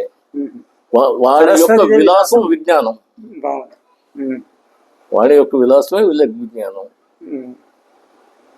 విజ్ఞానం బ్రహ్మేతి వేజానం కదా. ఇప్పుడు మొత్తం ఆ పేరు అర్థమే మారిపోయింది. అక్కడి నుంచి అడిగిపోయి అది చేసిన తర్వాత నేను గైడ్ అయిన తర్వాత దాని మీద చేయించిన సార్ నేను. దాని గురించి కొంచెం చెప్పండి అసలు. దేని గురించి, దానిలో ఎలా ఉన్నాయి, ఏమేమి అంశాలు ఉన్నాయి? వాణి విలాసాలు ఈ మనం ఏమంటాం జీవిత విధానం కూడా ఉంది, కానీ వైష్ణవుల జీవిత విధానం మాత్రమే ఉంటుంది. దానికి సంబంధించినటువంటి విశేషాలు ఉంటాయి, గ్రంథాలు ఉంటాయి, చిరునామాలు ఉంటాయి. ఈ తర్వాత దానికి తోడుగా ఈ జనరల్ గా ఉండేటువంటి గణిత శాస్త్రము, జ్యోతిష్ శాస్త్రము ఇవన్నీ కూడా దాంట్లో ఉంటాయి. కథ రూపంలో చెప్పారా? కథల రూపం కాదు ఇది, ఒక అంటే ఒక ప్రబంధం లెక్కనే చెప్పినాడు. అంటే ఇది అంశంలాగా 20 కథలు ఉండవు దాంట్లో. ఎంత వర్ణనలు అట్లనే ఉంటది. అది ఒక ప్రబంధమే. దాంట్లో ఈ విశేషాలే ఎక్కువగా వస్తాయి ఆయా సందర్భాల్లో. ఇప్పుడు మహాభారతం కూడా అంతే కదా, ఆయా సందర్భాన్ని బట్టి ఏ సందర్భాన్ని బట్టి ఆ విషయాలు చెప్తుంటాడు. అది వాణి విలాసులు. రాసింది ఎవరండి? టేకుమళ్ళ రంగసాయి కవి అది రాసింది. టేకుమళ్ళ రంగసాయి కవి అది. దాని ఇది లేకపోతే నాకు కూడా తెలియదు అది. అయితే దానికి నేను ప్రభావితుడినై మా స్టూడెంట్ చేత దాని మీద పిహెచ్డి చేయించింది. అది కాదు, వాణి విలాస వనమాలిక విజ్ఞాన సర్వస్సులు. ఇంకొక టాపిక్ హంసవింశతి వాణి విలాస వనమాలిక కంపారిటివ్ స్టడీ. 2-3 చేయించిన దాని మీద. అంటే కంపారిటివ్ ఓన్లీ ఎలాగ పద ప్రయోగాలు, వ్యాకరణము అట్లనే కాదు కదా. అక్కడ కంపారిటివ్ బాగుంది. ఇది ఒక దీని డిఫరెన్స్ వేరు, దాని అది వేరు.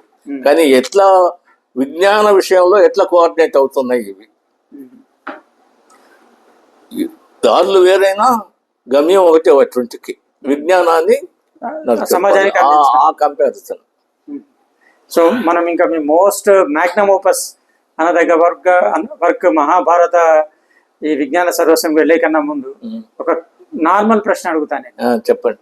మీ ఎలా పనిచేస్తారు? ఇప్పుడు మీరు మొత్తం మెటీరియల్ అంతా సేకరించారు. సేకరించిన తర్వాత దాన్ని పదాలుగా విడగొట్టి పదాలు వాటి అర్థాలన్నీ రాసుకున్న తర్వాత ఇప్పుడంటే కంప్యూటర్లో కొడితే ఆటోమేటిక్గా అది ఆల్ఫాబెటికల్ లిస్ట్ లో ఇస్తుంది. మరి ఇది చాలా కఠినమైన పని కదా, ఆల్ఫాబెటికల్ లిస్ట్ లో చేయటము. ఇది ఎలా సాధ్యమైంది ఒక వ్యక్తికి? ఒక్క నిమిషం. స్టార్ట్ చేయమంటారా? స్టార్ట్ చేయండి, చెప్పండి. భగవద్గీత మీద ఇప్పుడు మినీ ఎన్సైక్లోపీడియా తయారు చేస్తున్నాం. ఆన్ గోయింగ్ వర్క్, ఇప్పుడు నడుస్తున్న పని, ఇప్పుడు నడుస్తున్న కార్యక్రమం అది. మినీ ఎన్సైక్లోపీడియా అంటే బ్రీఫ్ ఇన్ఫర్మేషన్, సంక్షిప్త సమాచారం. అంటే అవే అన్ని పదాలు ఉంటాయి, అన్ని పదాలు అయ్యే ఉంటాయి, కానీ సమాచారం కొద్దిగా. అది చేస్తే మళ్ళీ పెద్ద అవుతుంది, ఈ వయసు నాకు పర్మిట్ చేసేట్లేదని చెప్పి కొంచెం చేయాలని, నాకు చేయాలని లేదు. ఈ మధ్య ఏం జరిగిందంటే ఇంకో రాజ్యానికి పోవాల్సి వస్తుంది. అరవిందో సంస్థ వాళ్ళు అనుకున్న వాళ్ళు ఒకరోజు చీఫ్ గెస్ట్ గా పిలిచారు. అదేదో వాళ్ళ సమాజం అదేదో. నాకు నిజంగా అరవిందుల మీద పెద్దగా తెలియదు. ఏదో చదివినాను, సావిత్రి, అది కూడా సుప్రసన్న గారు దగ్గరే చదివినాను. ఆయన పాండిచ్చేరి 12 గీతాలు కొంచెం ఉన్నది, కానీ సార్ ఎప్పుడు దాని మీద నాకు ఎప్పుడు చెప్పలేదు, నేను ఎప్పుడు ఇది అనలేదు. కొంచెం సావిత్రి పుస్తకాలు కూడా సార్ దగ్గర ఉండే చదివినాను నేను, నా దగ్గర లేవు. కొంత ఏదో కొద్ది ఇదే కానీ ఒక చీఫ్ గెస్ట్ గా పోయి ఉపన్యాసం ఇవ్వగలిగినటువంటి మెటీరియల్ నా దగ్గర లేదు. ఒరిగొండ కాంతారావు అని దానికి సెక్రటరీ, మా కమిటీ అంతా మిమ్మల్ని సెలెక్ట్ చేసింది సార్, మీరు రావాలా తప్పదు అంటే. మరి నాకు మ్యాటర్ లేకుండా నేను అక్కడ ఏం చేసేది, ఆబాస్ ఫాలో అవుతుంటే ఆయన ఇన్స్టెంట్ మెటీరియల్ కొంత తెచ్చిచ్చింది నాకు. నేను కొన్ని పాంప్లెట్స్, ఒక చిన్న పుస్తకం, ఏదో అది చదివి ఏదో మామ అనిపించింది పోయి. అయితే ఆ ప్రభావం పడింది. ఆయన భగవద్గీత మీద బాగా వర్క్ చేసి ఉంటాడు, నా దగ్గర ఉన్నాయి ఇప్పుడు. ఆయన ఎస్ఎస్ అది గీత అని 55 వ్యాసాలు రాశాడు. ఆ ప్రభావం. అయితే ఆయన దారి వేరు, నా దారి వేరు. ఆయన దారి దివ్య జీవనం, నా దారి శ్రమ జీవనం. బాగుంది. నేను కాన్సెప్ట్ లో కూడా ఉన్నా. ఇప్పుడు మీకు మరి దేవుడు కనుకరిస్తే దివ్య జీవనం లాగానే శ్రమజీవన సౌందర్యం అనే దాన్ని ప్లాన్ చేసి ఉండాలి. శ్రమజీవన సౌందర్యం ఇది భగవద్గీతకి ఖచ్చితంగా సరిపోతుంది. భగవద్గీతలో మనకు 18 అధ్యాయాలు ఉన్నాయి, కానీ నా దృష్టిలో ఒకటే అధ్యాయం కర్మ సిద్ధాంతం, 3వ అధ్యాయం. అంటే అంత ఒక్కటే. దీని మీదనే అన్ని మిగతా చెప్తాయి. నువ్వు జ్ఞానయోగం ఉంది, జ్ఞానంలో చేసేటువంటి అన్ని కూడా కర్మతోనే కదా చేయాలి. నువ్వు జ్ఞానం సంపాదించాలన్నా పని చేయాలి. భక్తి యోగం ఉంది, నువ్వు భక్తిలో దేవుడికి పుష్పం పత్రం వేయాలన్నా కర్మ చేయాలి. ఇదే ఉంది, ఇదే నా మైండ్లో. ఈ కర్మ ఎంతేంది? కర్మ యొక్క స్వభావమే శ్రమ, పని. ఈ శ్రమ ఎట్లా చేయాలి, ఏ విధంగా చేయాలన్నదే భగవంతుడు చెప్తున్నాడు. What to do, what not to do. మన జీవన ప్రణాళికే భగవద్గీత. అది కానీ సక్రమంగా అనిపిస్తే ప్రశాంతమైన జీవితం దొరుకుతుంది అనేది నా ఉద్దేశం. భగవద్గీతదే ఇది. అంటే కోరికలు ఉండొద్దు, ఆశలు ఉండొద్దు, ఉండొద్దు. ఇవన్నీ లేనప్పుడు మరి ప్రశాంతత వస్తుంది కదా. ఇక్కడ ఇంకొక విషయం చెప్పాలా, సౌందర్యం అంటే ఏంది? Physical beauty is not a beauty, it is relative. అలంకార శాస్త్రంలో సౌందర్యం అంటే ఏం చెప్తారంటే హృదయాహ్లాదకరమైన అనుభూతి సౌందర్యం. హృదయాహ్లాదకరమైన అనుభూతి సౌందర్యం. హృదయాహ్లాదకరం ఎప్పుడు వస్తుంది? నువ్వు ప్రశాంతంగా ఉంటేనే వస్తుంది. టెన్షన్లో ఉంటే వస్తుందా? నీకు కోట్లు ఉండొచ్చు, వస్తుందా? ఈ ప్రశాంతత దేని వల్ల వస్తుంది? శ్రమ వల్ల వస్తుంది. ఊపిరి పీల్చాలన్నా శ్రమ అవసరమే సార్, కండ్రెప్పు వాల్చాలన్నా శ్రమ అవసరమే. నా కాన్సెప్ట్ ఇది. ఆయనది దివ్య జీవనం, అది వేరు. కృష్ణుడిది ఆధ్యాత్మిక జీవనం, అరవిందులది దివ్య జీవనం, నాది శ్రమజీవన సౌందర్యం. దీని మీద ఒక పుస్తకం రాస్తా, ఇది అయిపోయిన తర్వాత ఇక దీంట్లో అంటే ఆ ఇన్ఫ్లుయెన్స్ తో అంతకు ముందే నేను భగవద్గీతని ఇది ఒక్కొక్క దానికి ఒక్కొక్క ఇన్సిడెంట్ ఉంది. ఆ భగవద్గీతను ట్రాన్స్లేట్ చేసేదానికి నా చిన్న కొడుకు మరణం అదో మీరు ప్రశ్న అడిగితే చెప్తాలేండి. అయితే మీరు ఈ ఎట్లా చేస్తారన్నారు కదా, ఇప్పుడు దీంట్లో ఇది మొదటి అధ్యాయం. సంజయ్ ఉవాచ మొదటి అధ్యాయం ఇది. దీంట్లో ఆరోపాలుగా తీసుకోదగినటువంటివి ఏమిటి అనేది ముందు ఎంటర్ చేసుకుంటాం. అంటే శ్లోకాన్ని రాసుకున్నారు. అంటే ఈ శ్లోకంలో అన్ని ఎంట్రీస్ కొన్ని రూల్స్ ఉన్నాయి. ఆరోపాలకి నామవాచకాలుగా ఉండాలా, సమాచారం యూనిట్ సెట్మెంట్ ఉండాలా, క్రియాపదాలుగా ఉండకూడదు. ఇలాంటి వాటిని ఆరోపాలుగా ఎంచుకోవాలి. ఇప్పుడు ధర్మక్షేత్రే కురుక్షేత్రే అని ఉంది, దానిలో మీరు ధర్మక్షేత్రం తీసుకున్నారు, అవును కురుక్షేత్రం తీసుకున్నారు, సమవేత వదిలేశారు. వదిలేసా. సమవేత అంటే యుద్ధ సన్నద్ధులు అయినట్టుంది. యుద్ధ సన్నద్ధులు అయినట్టు మనం ఏం చెప్పలేము, అది క్రియాపదం. మామక పాండవ పాండవ తీసుకున్నారు. పాండవ మామక అంటే కూడా తీసేసాం. పాండవ అంటే పాండవులు అదే వాళ్ళ గురించి చెప్పాలి కాబట్టి అట్లా. సంజయ తీసుకున్నారు. సంజయ్ అంటే ఏ తేటికి మనం ఇన్ఫర్మేషన్ ఇవ్వగలమో వాటిని ఆరోపాలుగా ఎంచుకో. ఈ ఆరోపాలుగా ఎంచుకోవడంలో కొన్ని పోతాయి, కొన్ని వస్తాయి, కొన్ని అనవసరమైనవి కూడా వస్తాయి. అక్కడక్కడ రిపీటెడ్స్ వస్తాయి. రిపీటెడ్స్ కూడా రాసుకున్నా. ఇట్లా ముందు తయారు చేసుకోవాలి సార్. మొత్తం ఎన్సైక్లోపీడియా మొత్తం చేయను, 6 7 చేసినాం. అంటే ఒక్కొక్క శ్లోకానికి ఇలా రాసుకుంటూ ఉంటారు. ఒక్కొక్క శ్లోకానికి ఒక్కొక్క శ్లోకంలో ఏ ఆరోపాలుగా తీసుకోవచ్చు. ఫస్ట్ మనం ఎన్సైక్లోపీడియా మేక్ చేయాల్సిన పని అది. అలా మొత్తం 18 అధ్యాయాలకి రాసుకుంటాం. కొన్ని అయిన తర్వాత నెక్స్ట్ పాయింట్ ఏంటంటే, దీన్ని అంతా అయిన తర్వాత ఆల్ఫాబెటికల్ ప్రొడక్ట్ చేస్తాలి కదా. దానికి మెథడాలజీలో కార్డు సిస్టమ్ అని ఉంటుంది.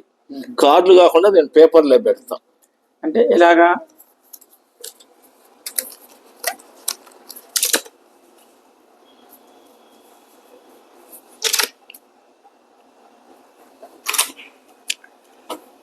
ఓం గజ్జలో వస్తుంది, ఓం తత్సదిత్యేది అని చెప్పి. దీనికి ఏముంది మేచరు, సంబంధించిందంతా ఇంకా చాలా ఉందిలేండి. ఇది భగవత్ తత్వం ఉంది. అది అంటే మీరు ఇలా ముండకోపనిషత్తులో ఉన్నట్టు అదంతా చెప్తా. ఇంకా ఇట్లా దాంట్లో చెప్పినట్టు అన్ని రాసుకుంటా పోతా. ఇది ఎందుకు ఇట్లా చేస్తాను అంటే, ఆల్ఫాబెట్ చేసేటప్పుడు ఈజీ. నేను కలపను, ఇలా చూస్తానంతే. భగవద్గీత విజ్ఞాన సర్వస్వము. ఓంకార నిర్గుణ పరబ్రహ్మ వాచకం. అంటే ఆ పరబ్రహ్మతత్వం కేవలం ఓంకారం చేత మాత్రమే తెలియదగినదని భావం. ఓంకారాన్ని ప్రణవనాదమని అంటారు. అకార ఉకార మకారాల సమాహారం కలిసి ఏర్పడిన శబ్దం ఓంకారం. అహంకార పూరిత మానవుడు పరబ్రహ్మ ఉనికిని తెలుసుకోజాలడు. సో ఇదంతా ఓంకారం గురించి సంబంధించింది. నెక్స్ట్ అచ్యుతుడు అంటే విష్ణువు గల అనేక నామాల్లో ఒకటి. చ్యుతము అంటే వినాశనము, నాశనము లేనివాడు అచ్యుతుడు. ఇలా దీనికి ఉండేటి రాసుకుంటూ పోతా. సో అకారం ప్రకారం ఆచార్యుడు, అజాస్యము, ఇలా ఇక్కడ సా రావచ్చు, ఏదైనా రావచ్చు. దీన్ని మళ్ళీ క్రోడీకరణ చేసేటప్పుడే, ఆల్ఫాబెట్ చేసేటప్పుడు ఈ సిస్టమ్ ఈజీగా ఉంటది. అంటే అప్పుడు ఆలో వచ్చేటి అన్ని వేరు చేస్తా. ఒక్కొక్క కార్డు అంటే ఒక్కొక్క పేపర్ ఒక్కొక్క పదం. ఆలో దీంట్లో ఒక 20 ఆలో వచ్చేటి ఉంటాయి అనుకుంటారు. అట్లా ప్రతి అక్షరానికి వచ్చేటి అన్ని వేరు చేస్తే ఆల్ఫాబెట్ అవుతాయి. అప్పుడు డిటిపికి పంపిస్తాం. మరి ఈ సమాచారం రాయడానికి కూడా మీకు రిఫరెన్స్ బుక్స్ అవసరం అవుతాయి కదా. మరి వీటికి కూడా రిఫరెన్స్ ఇస్తారా? ఇప్పుడు ఆ ఉమా అని ముండకోపనిషత్తు అలా ఇస్తాం. సో ఇదంతా మీరు ఒకరే చేస్తారు? మీకు అసిస్టెంట్స్, సహాయకులు అంటే ఒక డిటిపి చేసేవాడు అసిస్టెంట్ ఉన్నాడు. అతను అసిస్టెంట్ కింద లెక్క కట్టలేదు, ఎందుకంటే మనకే పని పెడతాడు, మళ్ళీ తప్పులు ఎత్తుక్కోవాలి. ఆ తప్పులు కూడా నేనే చేస్తాను. ఏదంటే ప్రూఫ్లు కూడా ప్రూఫ్లు నేను చూడడంలో కొంత ఇబ్బంది కూడా ఉంది. అంటే మనం రాసింది మనమే చూడడంలో కొంత రాసిన వాడు తప్పుల్ని కూడా కరెక్ట్ గా చదువుకుంటూ వెళ్ళిపోతారు. అట్లాంటివి కూడా దొరుకుతుంటాయి. సో ఇలా ఇప్పుడు భగవద్గీత గురించి నడుస్తున్న పని ఇలా చేసుకున్నాం. అట్లానే ఇవన్నీ కూడా చేసినాను.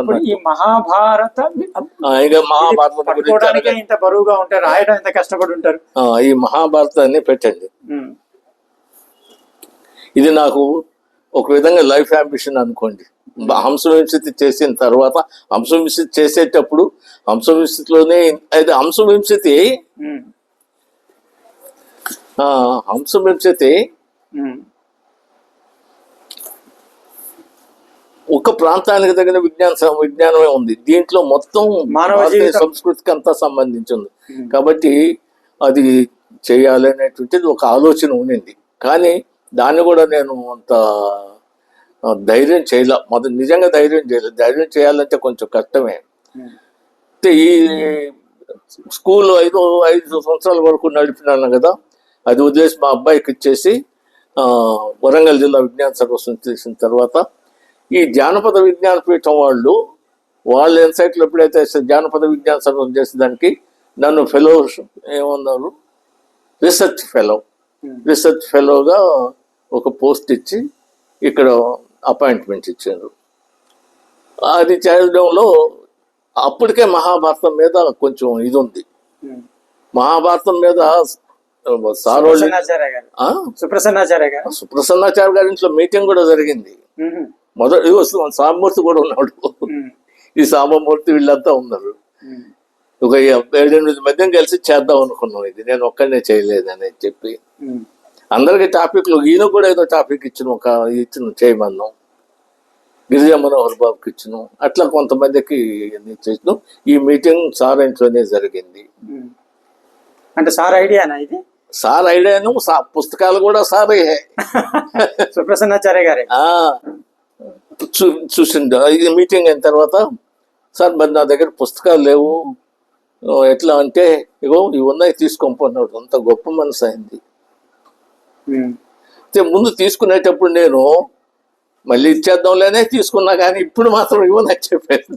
పుస్తకం తిరిగి ఇవ్వడం అనేది చాలా నేరం అంటారు. లేదు, ఇవి మాత్రం సార్ గుర్తుగా ఉంచుకున్నా. అది చూసినప్పుడల్లా నాకు సార్ గుర్తొస్తుంటాడు. ఇప్పుడు దీనివల్ల ఎంత ఒక ఏమంటారు, ఎస్టాబ్లిష్డ్ రైటర్గా దీనివల్ల నేను సాహిత్య లోకంలో.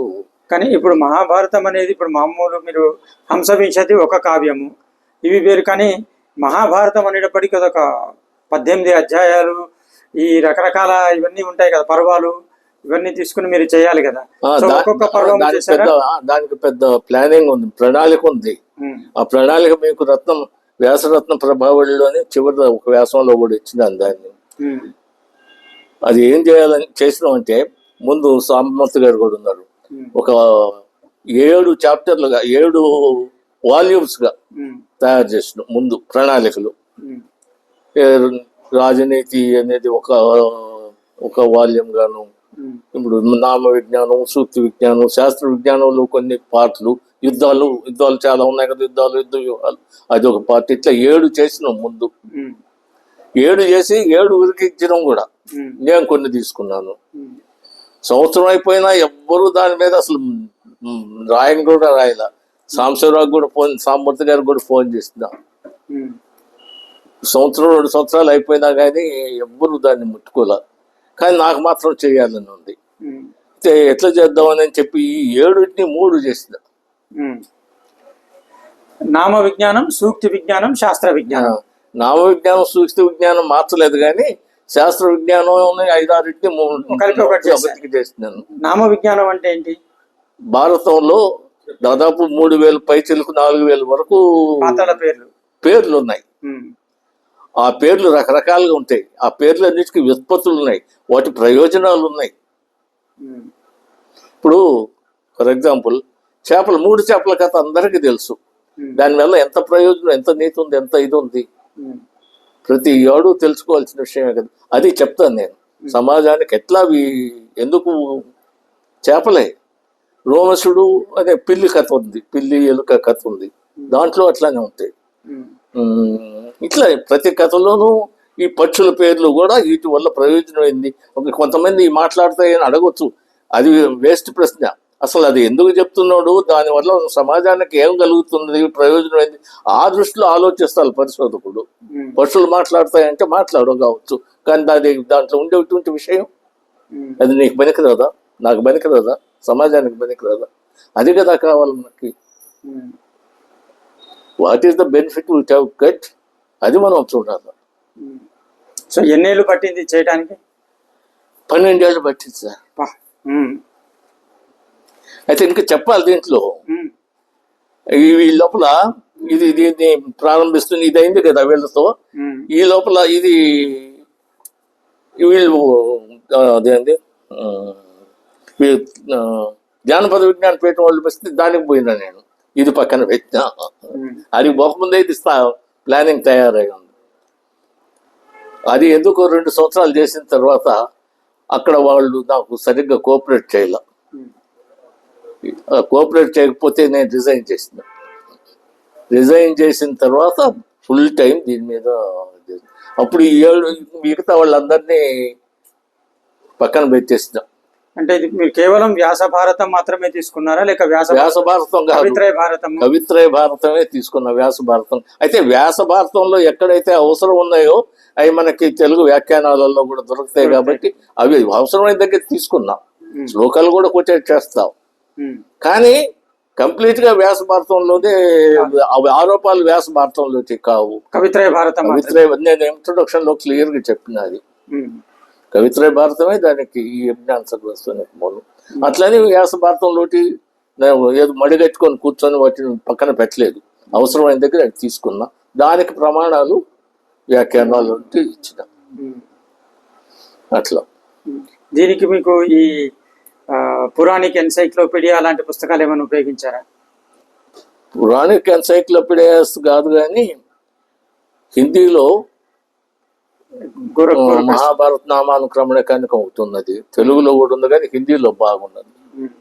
తర్వాత హిందీలోనే తీర్థాంకని భారతదేశంలో ఉండేటువంటి తీర్థాలన్నిటి గురించి ఒక బుక్ ఉంది. గోరఖ్పూర్ ప్రెస్ వాళ్ళు వేశారు స్పెషల్ ఇష్యూ.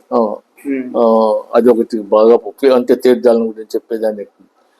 ఇట్లా కొన్ని అట్లాంటి పనికి వచ్చింది. తర్వాత బ్రిజ్ మోహన్ నారాయణ్ అని ఇంగ్లీష్ లో సామాజిక విషయాల గురించి, సూతులు వాటిల గురించి రాసిన ఇట్లా చాలా పుస్తకాలే ఉన్నాయి రెఫర్ చేసినట్టు. ఇప్పుడు మీరు ఒక తపస్సు లాగా, ఒక పవిత్రమైన కార్యంలాగా లాగానే ఇవి చేస్తున్నారు, కానీ వీటి మీద ఇతరులు దుర్వ్యాఖ్యానాలు చేయటము, నోటికి వచ్చినట్టు మాట్లాడటము వింటుంటే మీకు ఎలా అనిపిస్తుంది? అట్లా ఎవరు ఇప్పుడు వరకైతే నాకు అనలేదు. బయట అంటూ ఉంటారు, మీతో అనకున్నా పుస్తకాల్లో రాస్తూ ఉంటారు, కథలు వ్యాసాల్లో రాస్తూ ఉంటారు, మన పురాణాల గురించి దుర్వ్యాఖ్యానాలు చేస్తూ. అట్లా కాదు, కానీ ఏది పుక్కిటి పురాణాలు అనేది ఇట్లా అంటుంటారు కదా, అందులో ఏముంది వద్దు లేక చెప్పినారు, ఏముంది అని చెప్తున్నారు. అట్టేటోళ్ళకి మాత్రం నేను సమాధానం చెప్పిన. ఏమని చెప్తానంటే, ఈ పుక్కిటి పురాణము ఇది ఎందుకు పనికిరాదు అనే ముందు అసలు దాంట్లో ఏమన్నా ఉందా లేదా నువ్వు చూసావా?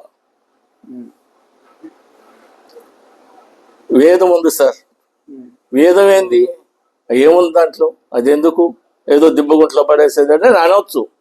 అసలు వేదంలో అసలు వేదం అంటే ఏంది, ఏముంది అని చెప్పి తెలుసుకున్న తర్వాత కదా ఆ మాట మాట్లాడాలి. తెలియకుండా అంటే ఎట్లా? వేదము అంటేనే విజ్ఞానం, విత్ టు నో నాలెడ్జ్ కదా. వేదంలో కథలు లేవు, పురాణాలలో ఉన్నట్టు కథలు లేవు.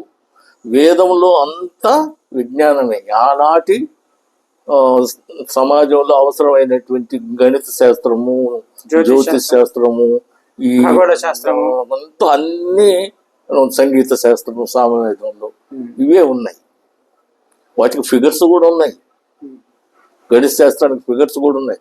ఆల్ఫాబెట్ ఏంది ఏమంటాం, బీజగణితం ఉంది.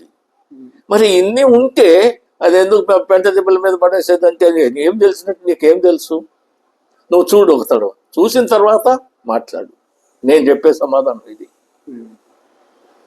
ఏది కూడా పురాణాలు ఉన్నాయి, పురాణాలు కథలు ఎట్లెట్లనో ఉంటాయి. నువ్వు కథలు చూడకు, ఆ కథల్లో మనకి ఏముంది, మనకు కావాల్సింది ఏముందో చూడు.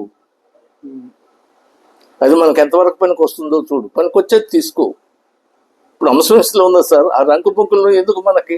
నిజమే కదా, అది పనికి మళ్ళీ కావి. కానీ దాంట్లో ఉండేటువంటి మనకు అవసరమైన చాలా విషయాలు ఉన్నాయి కదా. వాడు ఆ నారాయణ మాచుడప్పుడు ఆ రికార్డ్ చేయకపోతే రామరాజు గారు చెప్పినట్టు ఇప్పటికే చాలా పదాలు తెలియకుండా పోయాయి. ఇంకా ముందు తరాలు వాళ్ళకి ఏం తెలుస్తాయండి కదా. క్షీర న్యాయం పాటించాలి. ఇది నేను చెప్పే సమాధానం. ఏదైనా కానీ నువ్వు చూడు, చూసిన తర్వాత మాట్లాడు. నాకు ఈ మధ్య ఎవరు ఒక రెడ్డి ఈ దీనివల్లనే వీటిని చూసి ఆయన మహాభారతం మీద సభాపర్వం మీద ఆయన నాస్తికుడు. ఆయన దృష్టిలో ఇంత పాంప్లెట్స్ ఒక పుస్తకం పంపించిండు.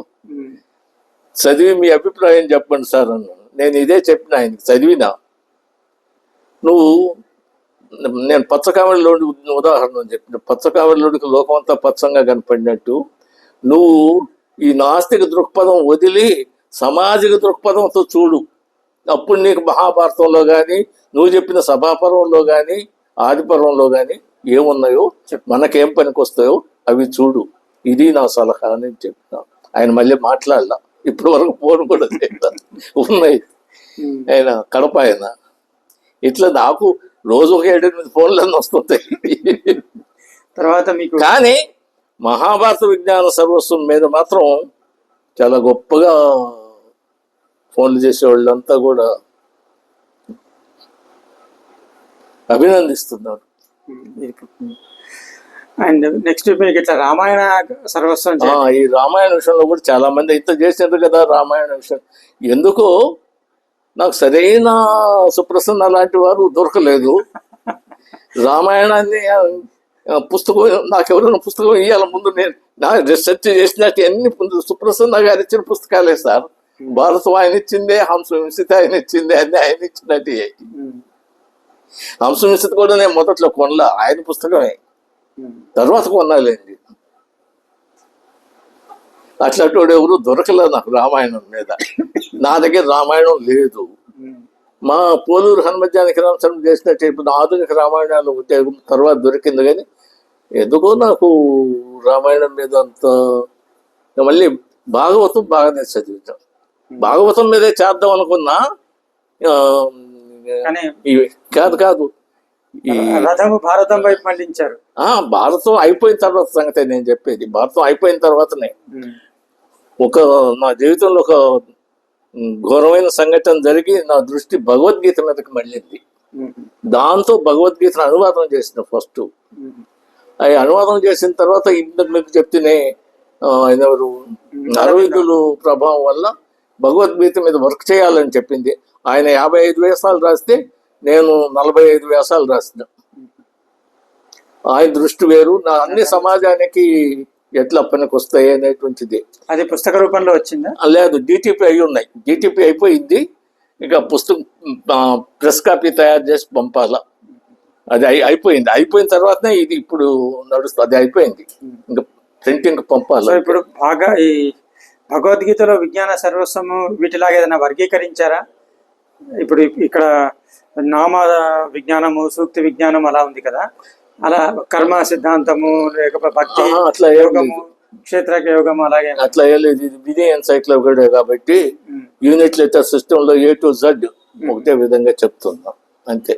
ఆల్మోస్ట్ లైక్ డిక్షనరీ, భగవద్గీత పదాల సూచికన అట్లా అనుకోండి.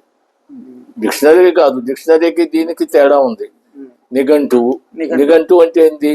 నీ నిశ్చయన గంట అయితే భాష అయితే అంటే ఒక పదాన్ని యొక్క అర్థం నిశ్చయంగా చెప్పేంత వరకే దాని లిమిట్. అంతకు మించి చెప్తే అది నిఘంటువు కాదు, విజ్ఞాన సర్వస్వం వస్తుంది. సో ఇది మినీ విజ్ఞాన సర్వస్వంలో మళ్ళీ మినీ ఎన్సైక్లోపీడియా. ఇప్పుడు వృత్తిపద కోశాలు ఉన్నాయి. కోశం అనే శబ్దం ఉన్నా అది మినీ ఎన్సైక్లోపీడియా. మాండలిక వృత్తిపద కోశాలు ఇట్లా, అది దానికి డెఫినేషన్ ఉంది. సో మీరు భగవద్గీత మినీ ఎన్సైక్లోపీడియా త్వరగా పూర్తయి పబ్లిష్ అవ్వాలని, ఆ సందర్భంలో మళ్ళీ మనం కలిసి చర్చించుకోవాలని అండ్ మీ దృష్టికి రామాయణం కూడా రావాలని కోరుకుంటూ, నాకు అలాంటి సుప్రసన్న లాంటి వాడు ఎవరు దొరకాలి. మరి దానికి దొరికితే పుస్తకం ఇస్తే మందరం ఏదన్నా దాని మీద అప్పుడు ఏదన్నా చేయొచ్చు అవుతుంది. సో మాతో ఇంతసేపు చర్చించి ఇన్ని విషయాలు పంచుకున్నందుకు బహు కృతజ్ఞతలు, ధన్యవాదాలు.